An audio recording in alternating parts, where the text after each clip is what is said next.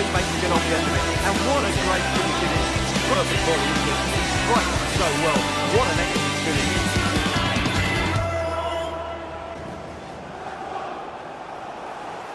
Hello again everyone, welcome back to the channel. My name's Alad for Set Play Gaming. This is the FIFA 23 West Brom career mode. It is the Road to Glory with Aidy Boothroyd Season 6 Episode 122. And we jump straight into October's calendar, kicking things off with a match against Crystal Palace away at Selhurst Park. And then the following Saturday, we are hosts to Manchester City, the mighty Manchester City. And then our main focus is going to be Wednesday the 27th at home against Brighton in round 4 of the Carabao Cup. Let's get behind the boys and let's pick up some wins. Okay, so opening game of today's episode, we are at Selhurst Park. Crystal Palace find themselves in 16th place in the league, but they have some fantastic players. Because of that, we have to be cautious of their attack, and that's why we're going with 9 men behind the ball today. We're just going to do what we can on the counter-attack and hope that it works. If you'd have joined us in the season before this, you would have seen some of Crystal Palace's lineups. I'm sure Patrick Vieira's not worried about the slow start, but opening 3 minutes here, we win the ball back and it's pumped long by Leno, flicked on by Kuol, Davisholu back into Kuol, Kuol back into Davisholu, great chance here for the Turkish striker, and he bangs it in. This guy has started this season on fire. Lovely little through pass from Kuol. Out comes the goalkeeper Laurent, and Davisholu says thank you very much. That's the kind of finish that you want from him. And Patrick Vieira, cups of tea, cups of milk, I don't know what the French people drink, everywhere.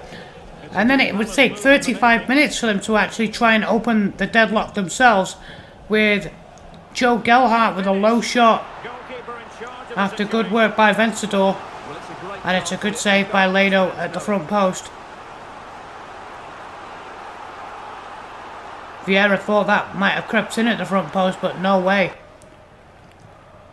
And then a few moments later, Torreira bundled over, referee says play on, it comes back to Santos, who's played in, and really he should be scoring there, Nuno Santos. I kind of knew as soon as McCrory came in for that stand tackle and missed. And then second half,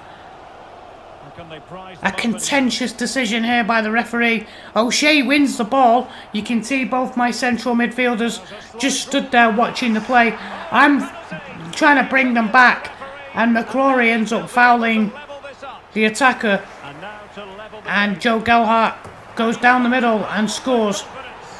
It is 1-1. The reason why I say contentious is because, yes, there is a late challenge here by McCrory, but it takes him about 9 days to fall over. See, like, he comes across there and then he's like, oh, I best go down.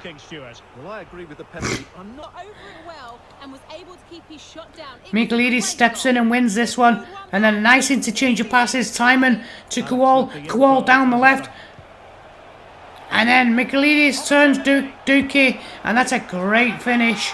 Doki, whatever his name is. And Davisholu has his second goal here. Well, we can take another look now. It's great interplay between the lovely switch of feet, drags it from behind into his feet, and Davisholu in that position. This time he just side foots it past the goalkeeper. 76 minutes in, Sekou Mara, Gelhardt into Vencedor, low shot, it's 2-2. I should have held back there, I shouldn't have pressed the ball, because soon as O'Shea stepped up it left that space behind McCrory. It's a good finish in all fairness. Boothroyd's really annoyed now. And then, with 5 minutes to go, we intercept the pass. Usually we allow the passing lane. The referee gives a penalty for this, even though, in my opinion, it's a soft penalty. and I can understand why. Because I come in, I win the ball, I'm holding L2 to shield, and the player just falls over. Boothroyd can't believe it. You'll see it here. I'm holding L2 at this point. I come in, I'm stronger on the ball, and it does seem like he pushes him over. The Sekumara ends up squandering the chance to make it 3-2. Thankfully, justice prevails, and it only ends 2-2. I feel like the referee might have actually had some money on this game for Palace to win this game. It just seemed like if I'd have hung back, they'd have just taken a shot and scored. And I tried to stand tackle, and I ended up getting punished for it. Alright, so we're playing host to Manchester City in game number 2. And the ever dangerous Erling Haaland with 8 goals in 8 games, going for the competition record of 32. And Aidy Boothroyd going with 9 men behind the ball, as per usual. Especially so, and our depth is even further back than it's ever been before. We're going to go with Davisholu up front simply because he's a man in form. And of course, we're going to try and have him press the back line. I'm not sure how successful he'll be or how many chances he'll get. But the opening few minutes, you see they're trying to play these cute little triangles. O'Shea does really well here, holds off the attacker, gets it to Michailidis, and Timon can get it in clear.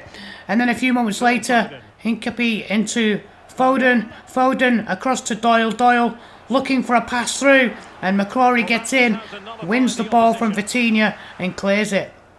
Each time Foden and Vitinha are joining Haaland in the box, we have to be careful that they don't run in behind our defenders. Haaland into Vitinha. Vitinha back to Haaland. This is 19 minutes in. Good save by Leno. He's going to be a busy man today. He's definitely going to earn his paycheck. Haaland into Kaiki, back to Timber. Here they go with the triangles again. Great interception. And then Michailidis can get in. This is half an hour played. 0-0 so far, so good. A throw in. 2 minutes later, Foden tries to cross it. McCrory intercepts. And McCrory can get in. Sharp can clear the danger. A crossfield pass to Timon. And then 5 minutes later, Sharp into Tavernier. Forward into City's area. Tavernier pulls it back. Davisholu, great chance. And he puts it the wrong side of the post. It's taken nearly 40 minutes to have a side-turret goal. After defending so resiliently, Boothroyd with his arms folded says that was a chance. Second half, and we can see O'Shea tries to pass it back, completely miskicks it. Haaland's in, and he puts it wide. That should have been 1-0. You don't often see Haaland do that. A let off. I don't know what Pep's saying there. We should be 5-0 up, I think. And then it's played back to Haaland. A low shot this time, and Leno has to get down and parry that round the post. Yeah, it's just a parry, just gets his body behind it. And then almost on the hour, Doyle, space opens up and he goes for a long range shot. The fact that we've lasted an hour and it's 0-0 is fantastic. We could just keep them at bay. And then Doucouré wins the ball from Camavinga. And then it's Davisholu who takes on Harwood Bellis, takes on Diaz. Takes on Diaz again. Drops the shoulder, gets into the box. Out comes Ederson. And that's a second miss for Davisholu. Although one was a miss, the other one was a save. And then back comes City. Haaland exchanges passes with Foden. Gets into the box. Michailidis played him onside. And Haaland does score this time. 75 minutes in. And City have the deadlock. Clever pass from Phil Foden first time. And Haaland goes top corner. That is 9 goals in 9 matches for Erling Haaland. Timber. And City looking to try and add the second here. Camavinga into Haaland. Tries to spin. Tries to get the cross in. Great interception that from McCrory. It's headed down and Diangana can get the ball clear. And then 92 minutes, time added on. A deflection into Diangana, into Tavernier. Takes it round Edison and he's pulled down for a penalty. 92 minutes, 50 seconds. He takes that touch. Edison clips him just a little bit. And Tavernier goes down. Kelechi Iheanacho from the penalty spot against Edison.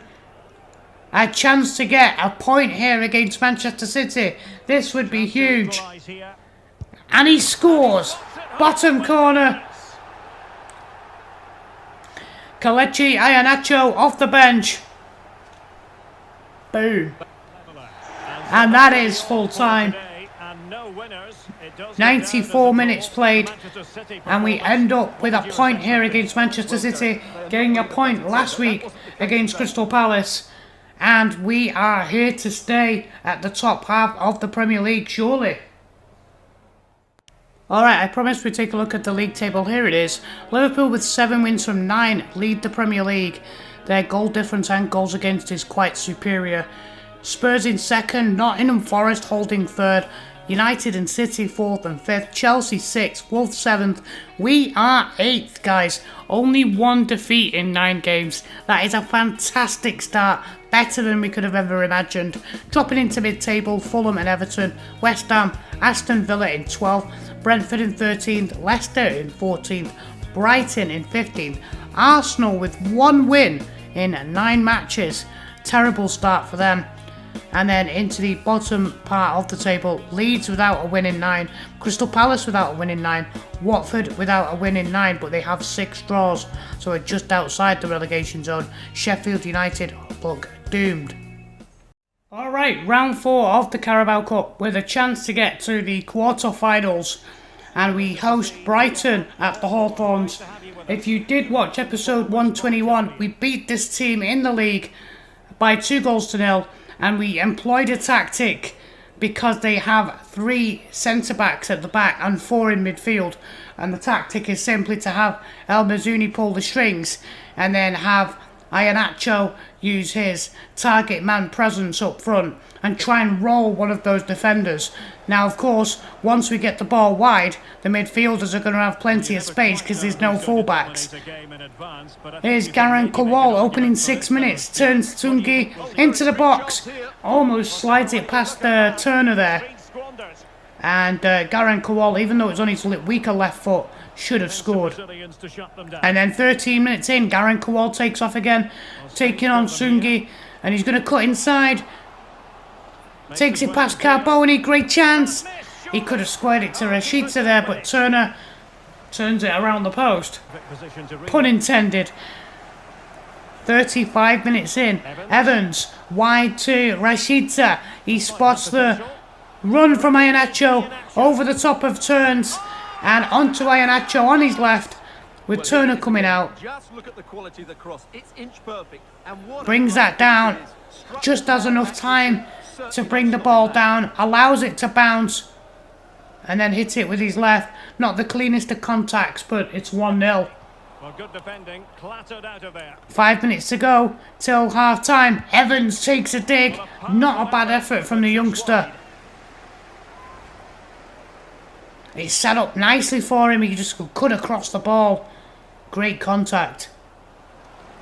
And then into stoppage time of the first half. Bellingham fouled by Alzate.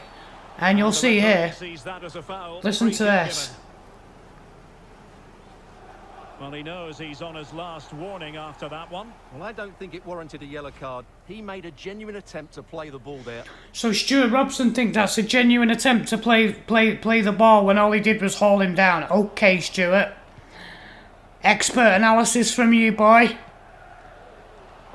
El Mazouni into Bellingham. We had the 5 minutes after the restart. Kowal into Iheanacho. Chests it. And as the ball comes down, he hits it on his right side this time. Bottom corner. It is 2-0. Iheanacho. He's got his eye on a hat-trick right now. and Brighton don't know what to do. This is the problem with them playing those three at the back. As soon as it gets past those midfielders, they just don't know what to do with the wingers, because their midfielders aren't coming back far enough, their wide players, to act as fullbacks. So the three centre-backs are completely at the mercy of Kuol, Rashida and Iheanacho. A poor pass here from Bellingham on 55 minutes. Kozlowski, in comes Doucouré. What a tackle that is by the Frenchman. 55 minutes in, Rashida into Evans, Evans back to Rashida, here we go again, another great chance, Rashida lifts that over into Iheanacho, controls it and finds the far corner. That is the hat-trick. It's taken 55 minutes and Iheanacho is running riot here on Brighton's defence. What a dilemma this is for Aidy Boothroyd, because now he's got Iheanacho on fire in the cup and he's also got Davisholu on fire in the league. Who'd be a manager, eh? We have more action from the Premier League coming your way. It's Brighton and Hove Albion taking on Leeds United. 64 minutes in, Abdallah Sima goes for the corner and a good save by Bailey Peacock-Farrell. And then a few moments later from the corner, Reyes Cleary goes down. Initially there he was clutching his knee, but you'll see here as he rolls over he actually clutches his shoulder. I'm pretty sure that's going to be a dislocated shoulder. I'll let you know as soon as we get the email at the end of the game.